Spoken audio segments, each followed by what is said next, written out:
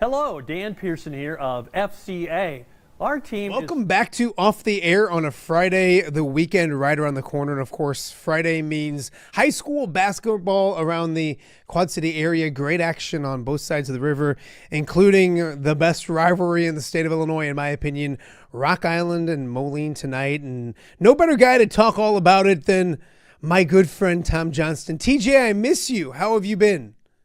I've been okay. How are you, Dazzo? I'm good. I'm just hanging out in my loft, talking about sports every day. I don't know if anybody's watching or if they care, but it's been fun. It's been fun. Well, you know what? It was the same way in your past life, too. You never knew if anybody was watching or not there. You don't know how true that is. That is very true.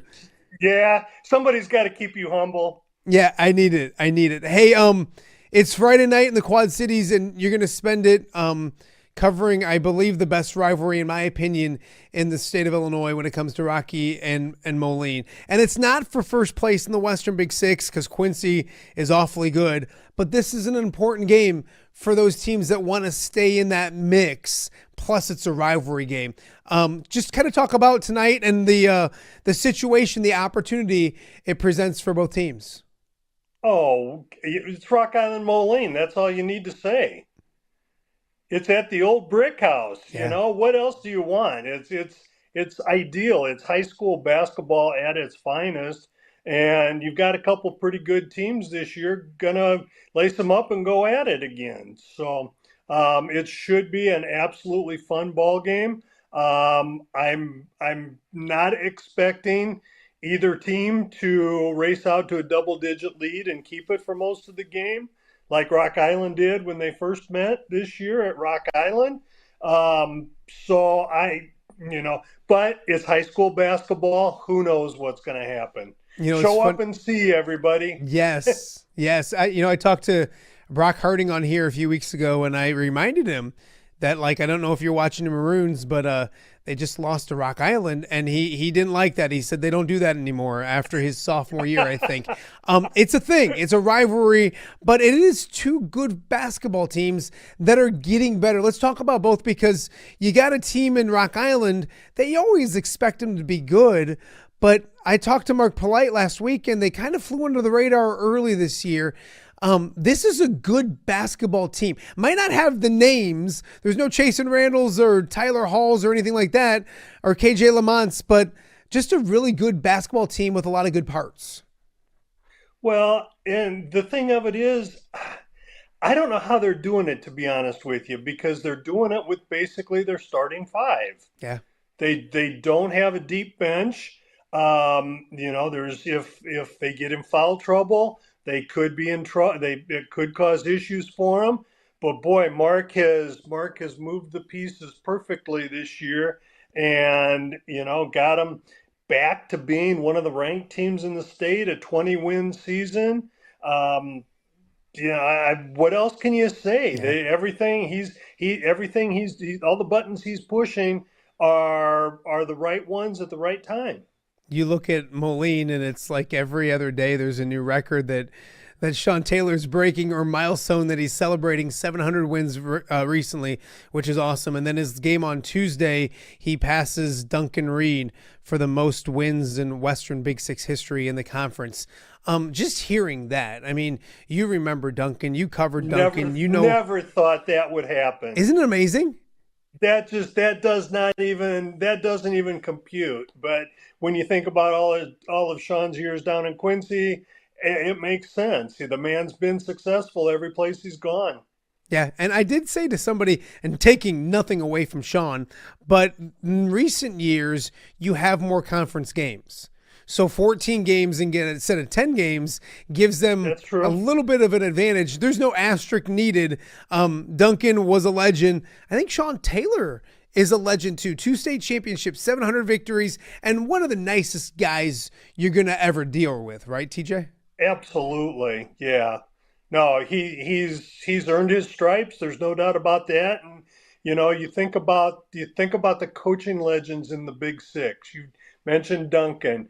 You throw Sean in there, Jerry Leggett in there, both Quincy and Moline stops for Jerry.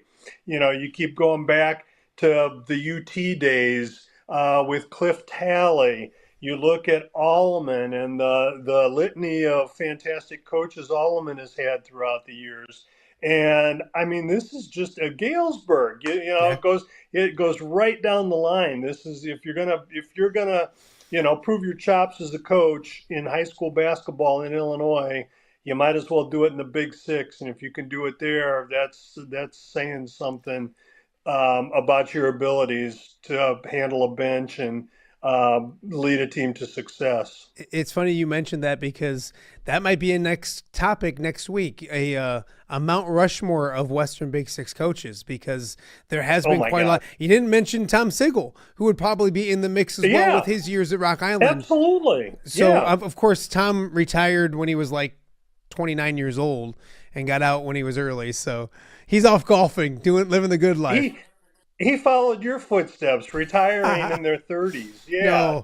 No, we're neither one of us are retired. We're working hard. Tom Johnston from the Quad City Times Dispatch, Rock Island Argus, joining us right now. Let's flip the river to the MAC and I'm going to start with the ladies because another team that continued to fly under the radar. We talked to Ron O'Brien last week, and you knew Central DeWitt was going to be okay. They're going to be good. They're really good, and they go to PV, or they played PV. I don't know where it was at, so I don't want to get too carried away. On Tuesday night. The first one was out in DeWitt. Gotcha. And then this was on PV on Tuesday. PV on Tuesday night, and they beat a really good PV team. So they're now in the driver's seat in the MAC at 12-1, and they don't have PV or North left on the schedule. Is this race Central DeWitt's to take if they take care of business? Well, they're in control. Yeah, if they win out, sure. Getting one from Davenport North, they caught North on the right night.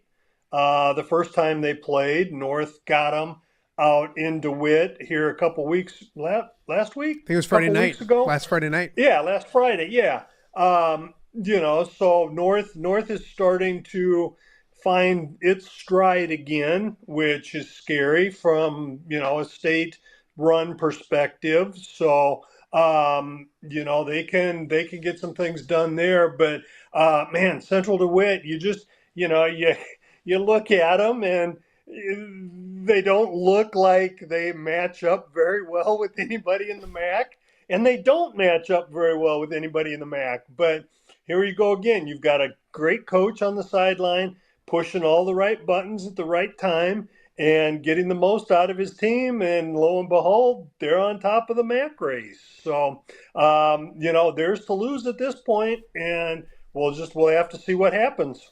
TJ, you look at that MAC conference and you knew coming into the season, you look at the MAC. MAC conference is redundant. I'm going to call myself out because C means I'm glad you did. I caught myself out. But you look, that's a Dan Burrich in me. Like he used to yell at me about stupid stuff like that. That's an ATM machine. Come on. Jesus. Well, you know what my biggest one, and I'm way off subject, but I cannot stand somebody that says first annual. I cannot stand it.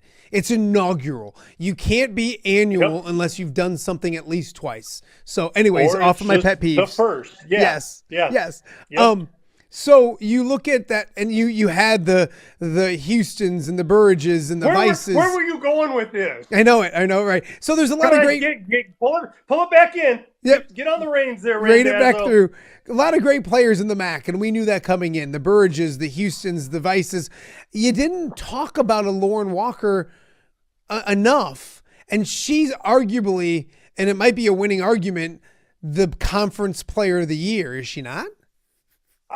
She's right up there. I don't know why she wouldn't be a leading candidate right now. I mean, she's leading the conference in scoring. She's doing everything that she needs to do to help that team be successful. So, once again, though, it's the eye test. You look at her and she looks like a real nice kid, which she is.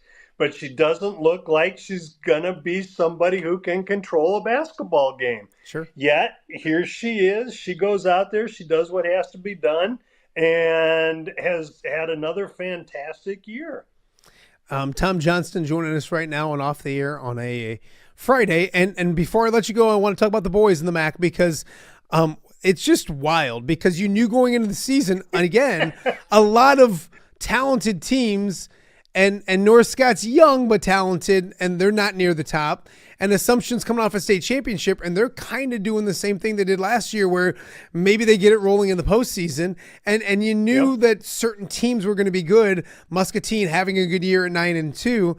And then all of a sudden, here's Davenport North, who we talked to, Marquez Davis, yesterday on Thursday, and they were picked in the bottom 3 at the banquet. And there they are now. Yeah. They're 9-2 and right in the mix of this thing. And again, no star power. It's not like these names are going to jump out at you, but a really good basketball team. Handicap this MAC conference for me with 7 games maybe left in the season.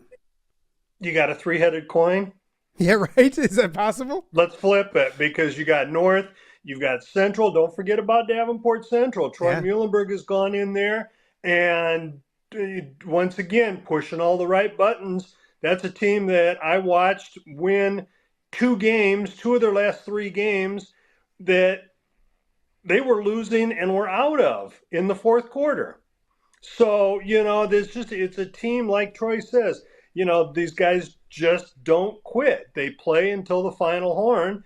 And man, their fourth quarters have been tremendous in overtime wins. Who'd they get? They got Bettendorf and who the heck was the other overtime win? I'm getting old, Randazzo. Pleasant Valley. Can't remember things. Didn't they beat Pleasant Valley? Pleasant Valley. That's it. Yeah. Home and on home. Bettendorf at home. Pleasant Valley on the road. And then just on Tuesday night, came back from double digits down against North and had that game in a position where 4 minutes left. It was a ball game after North had controlled it for the first 3+ quarters. So you can't, tonight, Central at Muscatine. That'll be a great one. See how that one plays out. And, Muscatine absolutely throttled them in George Marshall Gym. I think it was back in December, one of the early games of the year. So Central looking for a little retribution there. And if they get it, man, then all of a sudden you've got an even tighter MAC boys race. So, and there are going to be those other teams, the Central DeWitts, the Assumptions, the North Scots, who are going to factor into this. They're going to cost somebody a shot at a title with an upset somewhere along the way. You can count on it. Yeah. So it's gonna be an absolute Donnybrook down the stretch in the MAC, trying to figure out who wins that boys race. Yeah, it's going to be a ton of fun. TJ, I got to correct you. You said, I think I'm getting old. TJ, you're not getting any. You are, my friend. I hate to break it to you. I am old. Because I'm getting old. I'm getting old. I think I am old too. I'm getting older. I'm too old for this crap anymore, Randazzo. The best part of it all is, old or not, you get to go to the old brick house tonight. And so you'll be covering Rock Island and Moline. So once again, you're going to be making some money covering a fantastic high school basketball game. If you can and you're in the area, go support high school basketball. I'm going to sound old now, but back in the day, every gym was packed every night. There's still good crowds and great environments, but get out there, spend a Friday night, go to the old brick house and watch Rock Island versus Moline, 2 teams that can make some noise in the postseason as well. And if you don't get out there, go ahead and check out TJ's stuff because he's got you covered as well. TJ, I appreciate you doing this. Check it out anyway because I'm going to give them something they don't know. So That's true. TJ, you're the man. Keep doing what you do, and we'll catch up real soon. This won't be the first time this won't be the last time, I should say, that you're on the show. This is the first time, so won't be the last. I appreciate you, my friend. Good. Take care. All right. All right. He is Tom Johnston. Big night of high school basketball. We'll, of course, keep an eye on Rocky and Moline and so many other great games tonight as well. Time for a break. We'll be back right here on Off the Air on a Friday. Are you looking for the Quad City's best chips and salsa? there's only one dude to turn to. Right on. Snoop. Hand-cut chips, fried fresh with that crunch you've come to love. And the most addicting salsa with delicious fresh ingredients each and every time. Pick up your chips and salsa, queso, enchiladas, and much more at the Stern Center in Rock Island. To place your order, simply call the man himself. It's Snoop at 309-314-8197 and find out for yourself what the rest of the Quad Cities already loves. Welcome back to Off the Air on a Friday. Of course, every weekend is an opportunity to make a little money when it comes to sports gambling, but some weekends you want to forget about, and that happened to be last weekend for our resident gambling expert, Dan Tomlin. You know what? This is gambling. You're not going to win every week. Right. And when you look at it, and we were kind of talking about it, Dan, it could have been a lot different. Now, first and foremost, of the 4 plays, I didn't win any of them. So, and you got to wear that. It is what it is. But we were close on a couple of these. Yeah. The game script didn't work out for me for the Eagles game. Holy cow, 100 points pretty much. They challenged Jalen Hurts to throw the ball, and he did. But yeah, Kenneth Gainwell going out with a concussion killed that one, and he's still out. He hasn't practiced yet. And he would have flown past it because that touchdown late in the game. I mean, you're talking about a third string backup would have been Gainwell. So it would have hit, but that's gambling. Yep, exactly. Yeah. Yep. So that's variance. You're going to deal with that. I mean, and the same kind of thing can be said for the Keon Coleman play, the 30, 40, 50 ladder. It was exactly what happened. It just happened to Matt Collins. Yeah. And it was like, right idea. You know, they had done it with Gabe Davis before, and now I thought it'd be Keon Coleman. It was Matt Collins. So picked the wrong guy to have the deep bombs. And then the real heartbreaker was Josh Allen, because that could have saved the day. And he ended with 34, and we were on 35 and 40 attempts. And just brutal. 20 at halftime, came out in the third quarter, and they ran the ball like 12 consecutive times and scored a touchdown. And you're just like, well, that changes the percentage of probability right there. And then they almost got there, Dan. Yeah. They almost got there. Yeah, you know, if he finds Keon Coleman out in the flat, if he feels the cornerback blitz from the left, Keon Coleman's out there all alone. He catches that, and then we're probably cashing 35 and 40. Yeah. And that would have been the difference of like a losing day and a pretty big winning day. Yeah, because I think that wasn't the 40, was that plus 800? Plus 610. So we would have won 3 units there, plus another unit at 35. So we would have won 4 units and lost 2.5. So we would have won a unit and a half, and we ended up losing 3.5 units last week. So womp. So what do you quit, Dan? Do you quit? No. Do you just take your money out of your account and go home, or do you get back on the horse and go to work? Losers. Quitting's for losers. So we get back on the horse. If you get on too much of a downswing, you know, you definitely should think about resizing your units. 2.5 units, 2.25 units isn't enough to change your unit size. But if you get down 25, 30 units, you should probably think about resizing your unit and then building back up. But, you know, it's like everything else. Evaluate why you do what you do for your research, and, you know, trust that in the long run it's going to pay out, because, you know, you just keep swinging and doing this, you know, every day for years. It's just the variance. You know, some days you're going to get lucky, some days you're not. And it's also being able to shop around and find that right number to where plus 600 versus plus 400 is the difference of, you know, having a winning session or a winning game. Yeah, no, I completely agree. So we're going to get back on it. There is one more football game to talk about. Obviously, there's a weekend off before the Super Bowl. But a lot of people think, okay, well, then I got plenty of time to gamble on the Super Bowl, that's not always the case because things change, numbers change. So I don't know how you want to go about doing this, but what's the mindset? What's the thought process when you get ready for that big game coming up here in 8 days? Yeah. So right away after the game, I was kind of on tilt because of the whole Josh Allen situation. So like, I had to kind of like figure out a way to center myself. So I did a little bit on the elliptical and like calm down, and then kind of went back and watched some of the game, watched the Eagles game again, and watched the Chiefs game again, and kind of looked for what they did, and what would translate. What did the Eagles do that they did just because they were playing the Commanders, and what have they done all season? What did the Chiefs do just because it's a Bill? So you kind of try and watch the games that way and I like to start to map out what I think the numbers should be. So this is why I'm a real cheap ass.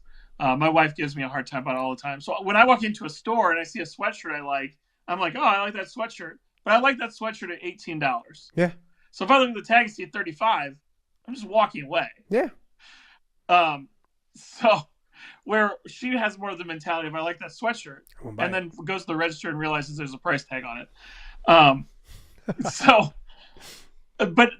I'll think in my head, okay, I'd like Travis Kelce if 5 receptions was minus 125, and then when I see 5 receptions is minus 230, I don't want anything to do with it.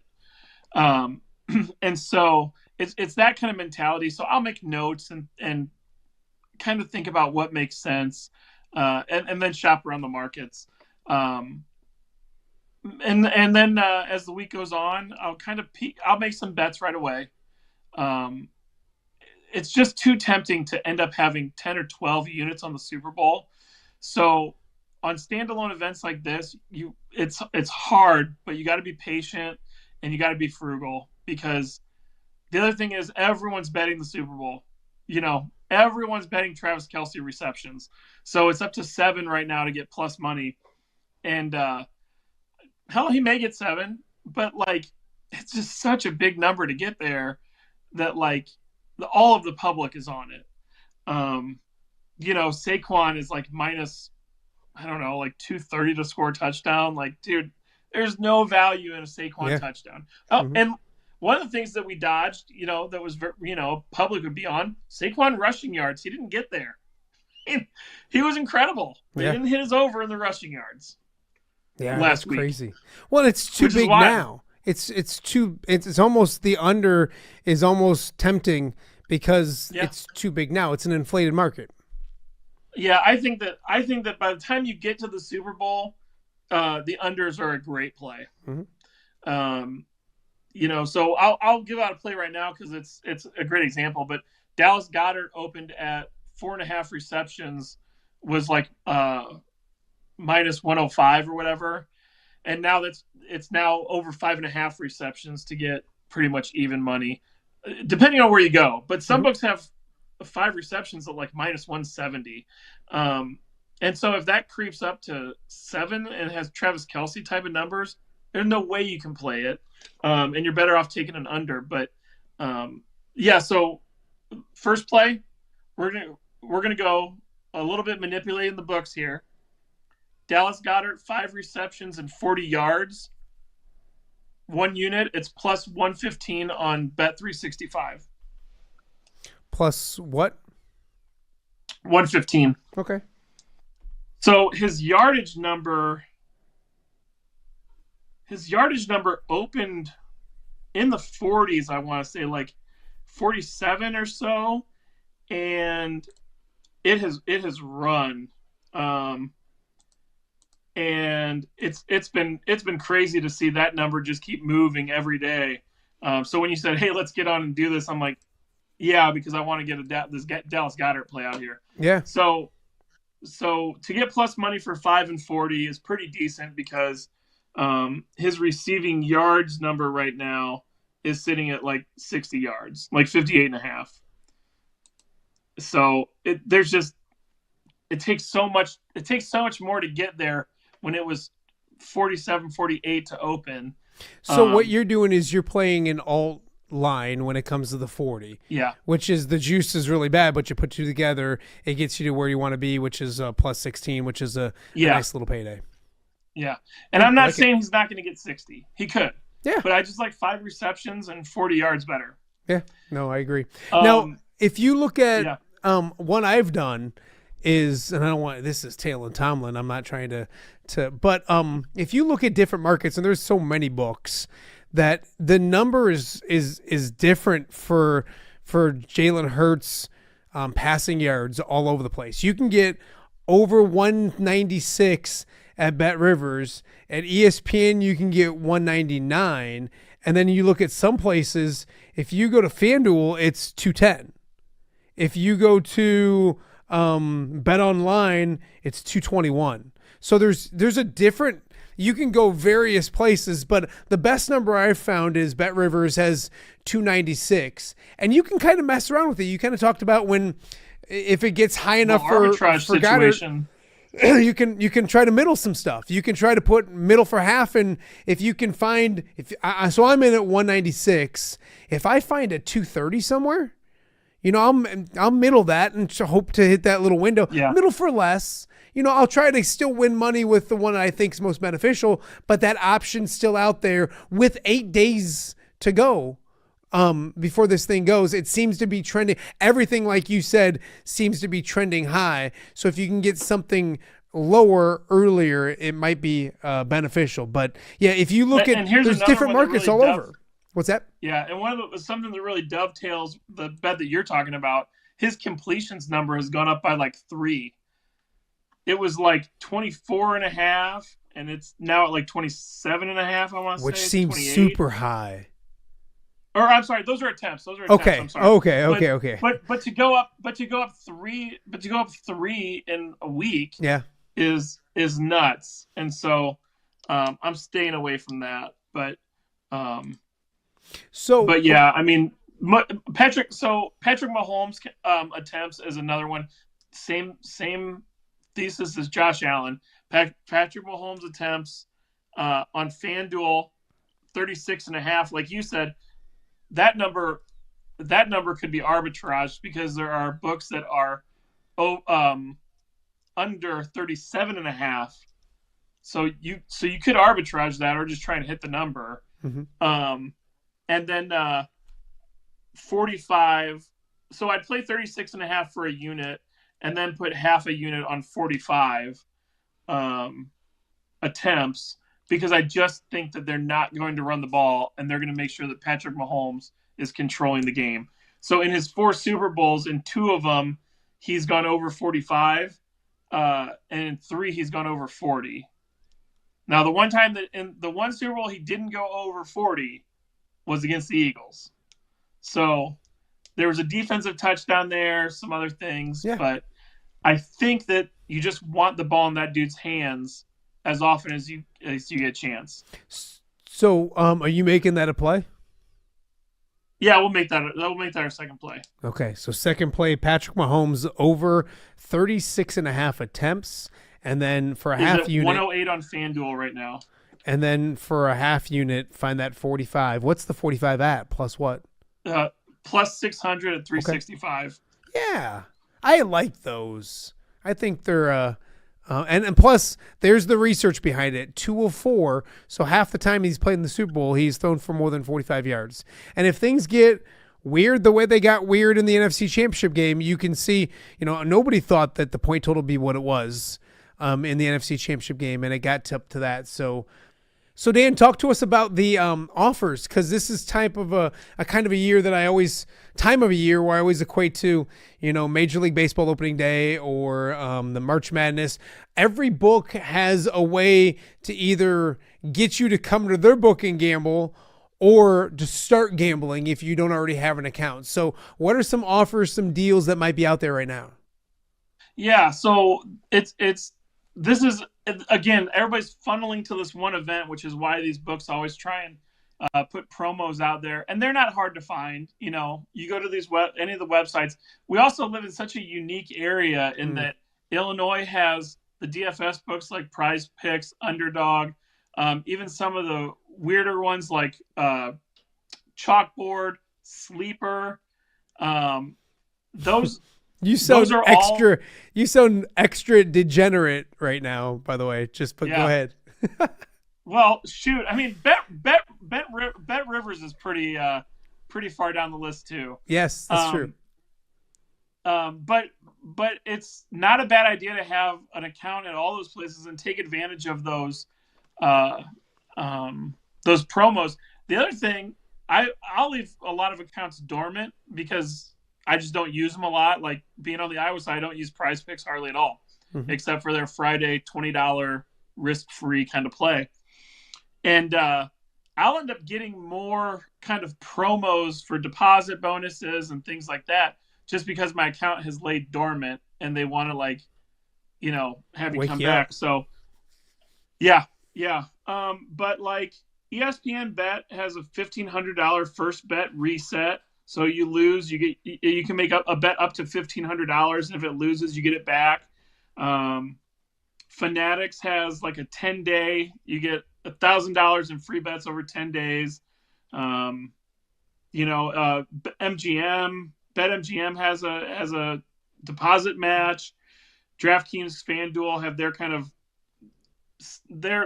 evergreen. Most people have those books, and so there's nothing special about their Super Bowl promo. And then Bet365 has $1,000 first bet safety net. So there's just a lot of opportunities. And then the other thing you can do is Google how to offset those free bets, or free bet converter, I guess is the best thing to Google.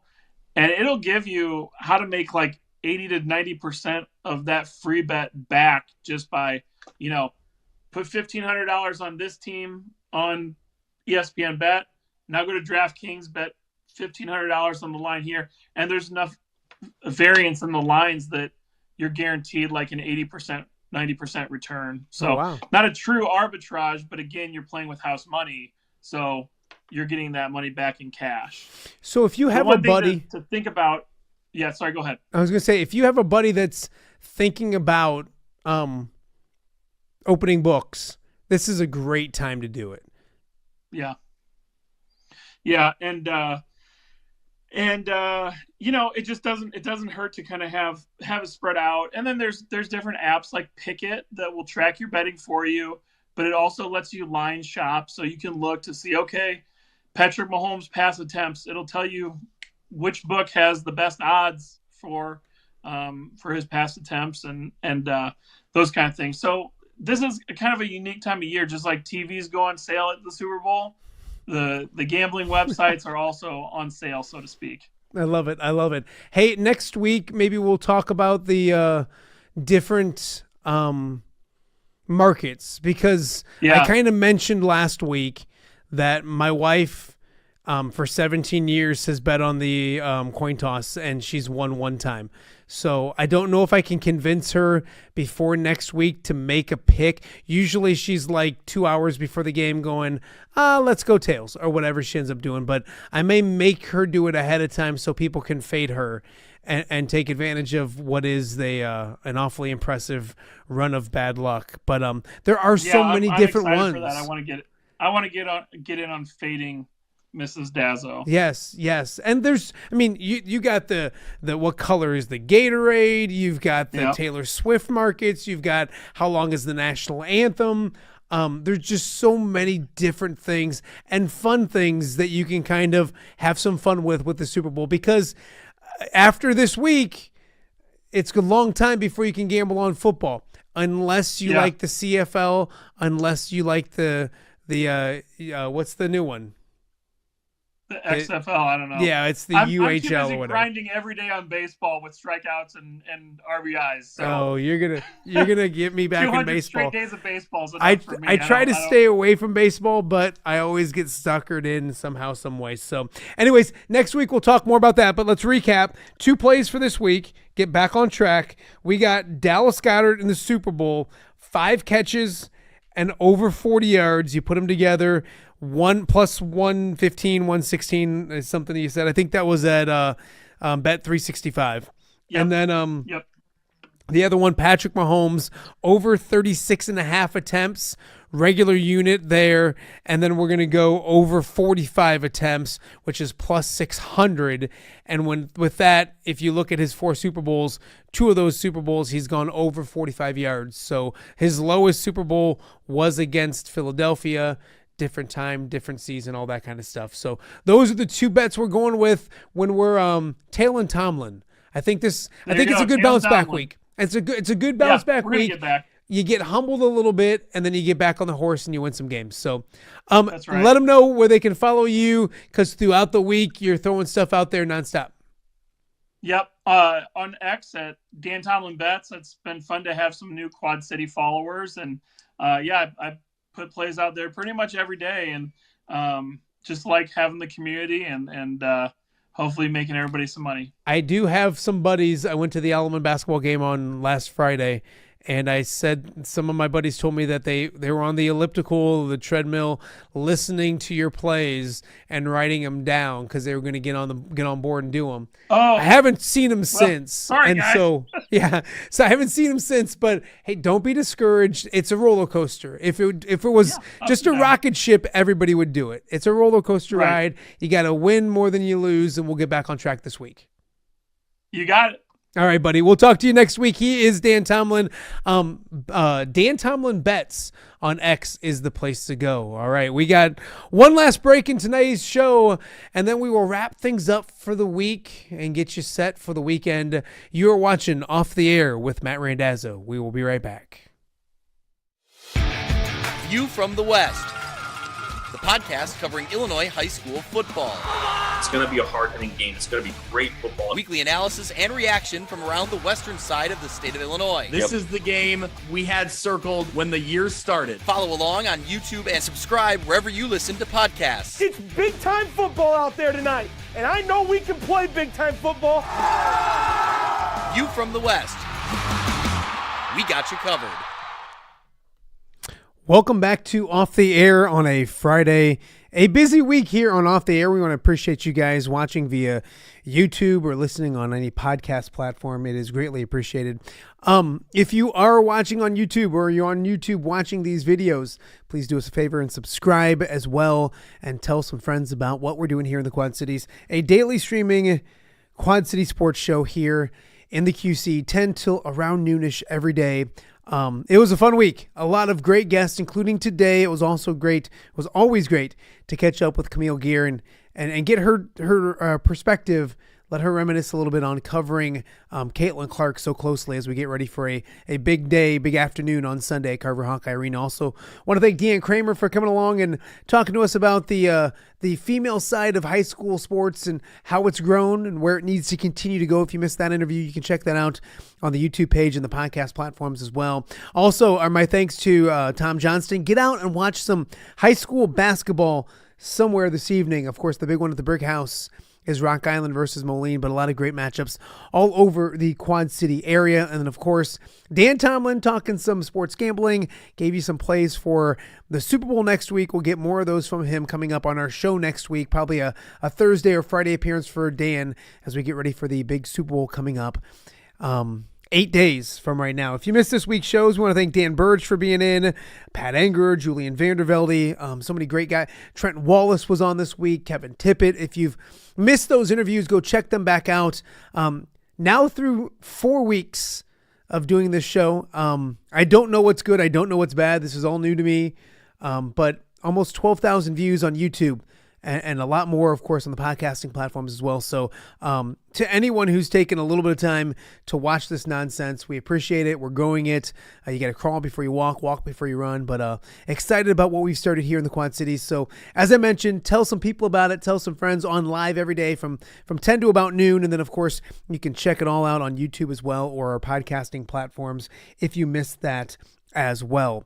Also, I will be remiss without once again wishing our good friend Pat Angerer a happy birthday. We'll have Angerer Management, his weekly segment, coming up on Monday, and a lot more to get to on Monday as well. We're tracking down Charles Jugasol and a few other people for next week. So a lot to get to on Off the Air. Enjoy the weekend.